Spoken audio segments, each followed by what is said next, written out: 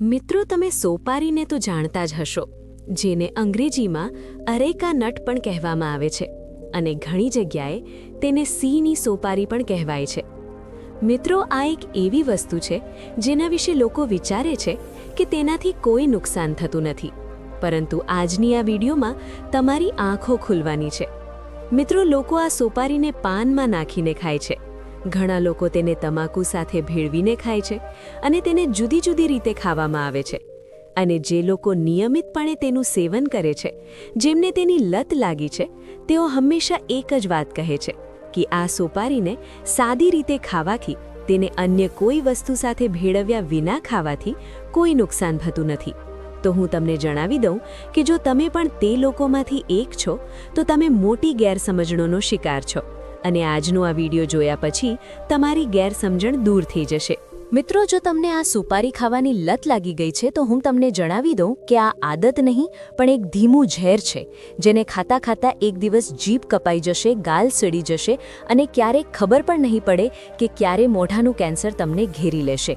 તમને લાગશે કે આટલી નાની વસ્તુ આટલું મોટું નુકસાન નહીં કરે, તો આ વિડીયો જોઈ લેજો, કારણ કે સોપારી વિશે આજે તમે આ વિડીયોમાં જે જાણશો તે સાંભળીને તમારી આત્મા કંપી ઉઠશે. ચાલો મિત્રો, હું તમને કહું છું કે હું તેના વિશે આટલું બધું કેમ કહી રહ્યો છું, કે તે ખૂબ જ નુકસાનકારક છે અને તેનાથી શું શું નુકસાન થાય છે. ચાલો હવે જાણી લો. જુઓ, સૌથી પહેલાં તેનું નુકસાન એક રોગના રૂપમાં આવે છે અને તે રોગનું નામ છે સબમ્યુકસ ફાઇબ્રોસિસ. મિત્રો, આ રોગમાં મોં ધીમે ધીમે જકડાઈ જાય છે અને એટલું જકડાઈ જાય છે કે તે ખુલતું પણ નથી. ખાવું પીવું, વાત કરવી અને હસવું પણ મુશ્કેલ બની જાય છે અને તેનો કોઈ ઈલાજ નથી. તેનો એકમાત્ર ઈલાજ ઓપરેશન છે અને તે ઓપરેશન પછી પણ દર્દી સંપૂર્ણપણે સાજો થશે કે નહીં તે કહી શકાતું નથી. તેનું બીજું નુકસાન મોઢાના કેન્સરના રૂપમાં છે, જે આખું વિશ્વ જાણે છે. જુઓ, સોપારીમાં એક રસાયણ હોય છે જેનું નામ એરિકોલાઇન છે. તે મોંની અંદર ધીમે ધીમે મ્યુકોસા નામના તત્વને સડાવવાનું શરૂ કરે છે. આનાથી કેન્સરની શરૂઆત થાય છે અને શરૂઆતમાં તે ગાલની અંદરની બાજુના પડને નુકસાન પહોંચાડે છે. તે ધીમે ધીમે ઓગળવા લાગે છે. આ પછી તેના લક્ષણો તમને તરત જ જોવા મળતા નથી. તેની અસર ધીમે ધીમે થાય છે. ધીગીને 8 થી 10 વર્ષમાં વ્યક્તિનું મોં ધીમે ધીમે બંધ થવા લાગે છે અને 4 વર્ષ પછી તેને જાતે જ અનુભવ થવા લાગે છે કે મોં સાથે કંઈક ગડબડ થઈ રહી છે. તો સમજી લેજો કે મોઢાના કેન્સરની શરૂઆત થઈ ચૂકી છે. આ ઉપરાંત તે દાંત અને પેઢાનો નાશ કરે છે. સોપારી ચાવવાથી દાંત ખસાઈ જાય છે, પેઢા સડવા લાગે છે અને મોંમાંથી દુર્ગંધ આવવા લાગે છે. અને આ હું એમ જ નથી કહી રહ્યો. તમામ સ્વાસ્થ્ય નિષ્ણાતો, તમામ લેખો, તમામ ડોક્ટરો તમને આ વાતની સાબિતી આપશે. આ ઉપરાંત તે લીવર અને કિડની પર ખૂબ જ ખરાબ અસર કરે છે.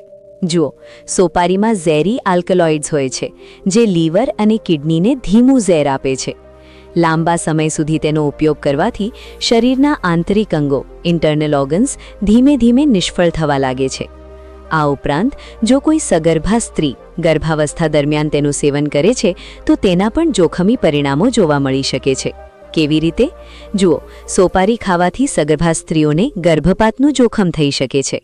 બાળકોમાં નબળાઈ અને વિકાસમાં અવરોધ આવી શકે છે અને હોર્મોનલ અસંતુલન, ઇમ્બેલેન્સ જોવા મળે છે. જો કોઈ સગર્ભા સ્ત્રી આખી ગર્ભાવસ્થા દરમિયાન સોપારી ખાય છે, તો જો તમારે તમારા બાળકને સુરક્ષિત રાખવું હોય, તો ગર્ભાવસ્થા દરમિયાન સોપારી જેવી વસ્તુ ક્યારેય ન ખાવી. આ ઉપરાંત તેની સૌથી મોટી આડઅસર થાય છે જો તમે સતત આ સોપારીને તમારી જીવનશૈલીમાં સામેલ કરો છો અને તેનું સેવન કરતા રહો છો, તો તેનાથી તમને શું શું થઈ શકે છે? તેનાથી તમને ચિંતા, એન્ઝાઇટીની સમસ્યાઓ શરૂ થઈ શકે છે. તમારામાં સતત ચીડિયાપણું આવી જશે. તમે નાની નાની વાત પર ગુસ્સે થઈ જશો. તમને અનિદ્રા, ઇન્સોમ્નિયાની ફરિયાદ થશે. રાત્રે ઊંઘ નહીં આવે અને તો વળી વ્યક્તિ ડિપ્રેશનમાં પણ જઈ શકે છે. હવે મિત્રો, લોકો વાત કરે છે કે આ તો અમારી આદત બની ગઈ છે, તેને કેવી રીતે છોડવી? જુઓ, લોકો કહે છે કે છોડવું મુશ્કેલ છે, પરંતુ જો તમે જાણો છો કે આ આદત તમને અંદરથી સડાવી રહી છે, તમને જીવતા મૃતદેહ, જીવતી લાશ બનાવી રહી છે, તો આ બધું વિચારીને જ આજથી તેને છોડી દો. અને જે લોકોને હજુ પણ મારી આ વાત સમજાતી નથી, તો એકવાર કોઈ કેન્સર હોસ્પિટલમાં જઈને પરિણામ જોઈ લેજો. ત્યાં તમને દર ચોથો દર્દી સોપારી ખાનારો જ મળશે. સોપારી, તમાકુ ખાનારા દર્દીની હાલત જોઈ લેજો. તેની હાલત જોઈને તમારી પોતાની હિંમત નહીં થાય તેને ખાવાની. ચાલો હવે જાણીએ કે તમે તેનાથી કઈ રીતે બચી શકો છો. જુઓ, પહેલું પગલું મેં તમને કહ્યું છે કે આ વિડીયોમાં તમે તેની સચ્ચાઈ જાણી લીધી છે કે તે કેટલી નુકસાનકારક છે. તેને તમારા મગજમાં બેસાડી દો અને માની લો કે હા, આ પણ એક વ્યસન છે. જો આપણે દરરોજ ખાઈએ છીએ તો આ પણ એક પ્રકારનો નશો છે અને તે ધીમે ધીમે શરીરને ગાળી રહ્યું છે, અંદરથી પોલું કરી રહ્યું છે.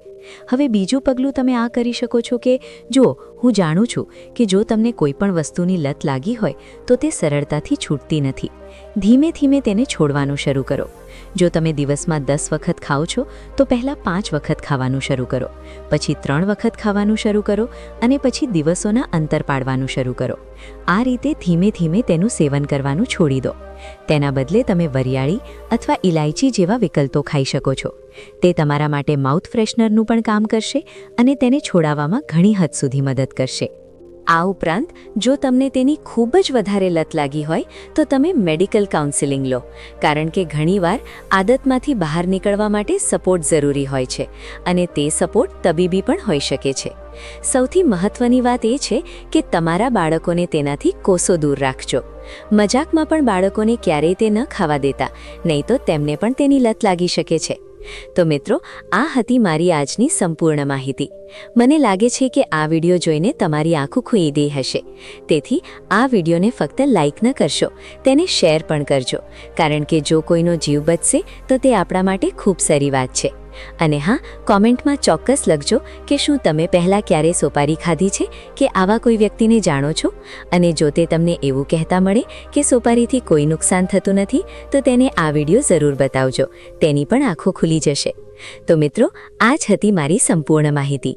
જો વિડીયો સારો લાગ્યો હોય તો લાઇક કરજો, શેર કરજો અને નવા હો તો ચેનલને સબસ્ક્રાઇબ કરીને બેલ આઇકન દબાવીને જરૂર જજો. આભાર.